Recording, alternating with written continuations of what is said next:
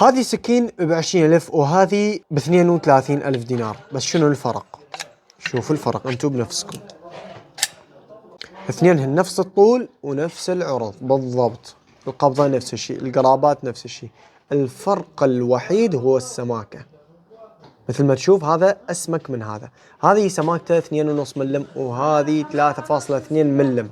فالسماكة عالية يعني قوة رهيبة، يعني سكينة تتحمل، يعني سكين ايش ما تسوي بيها ما تقول اوف. سكينة راقية جدا يعني. ورغم هاي السماكة العالية تجي بحدية خرافية.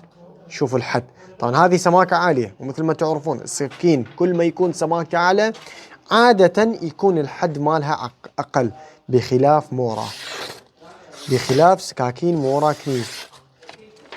شوفوا لي على سماكة على حد السكين ما شاء الله، يعني حد ولا أروع.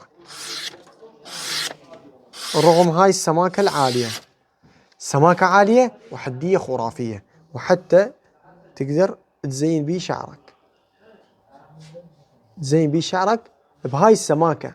مثل ما تعرفون الأمواس تكون خفيفة حتى يكون الأداء مال أداء القطع يكون أفضل، لأن تصير أحد. بس هاي السماكة العالية يعني إذا تجيب هاي الحدية معناته السكينة راقية جدا. وبسعر قد؟ بسعر 32,000. وشنو صناعته؟ صناعة سويدية بمعدن ستانلس ستيل من شركة مورا كنيف. سكينة راقية جدا جدا جدا بسعر 32,000 بسماكة 3.2 وبسماكة 2.5 ملم سماكة أبد أبد أبد ما قاصرة بسعر 20,000 دينار، ومتوفر بيها 6 ألوان، وهذا أحد ألوان السكين. فإذا محتاج سكينة قوية تفيد الرحلات وتقطيع الحطب وشغل ثقيل، فننصحك بهذه السكينة القوية الهاف ديوتي، كومبانيون هاف ديوتي.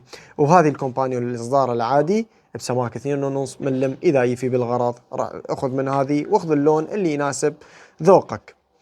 للطلب والاستفسار راسلونا، وبالخدمة وحياكم الله متوفرات في شركة النصال.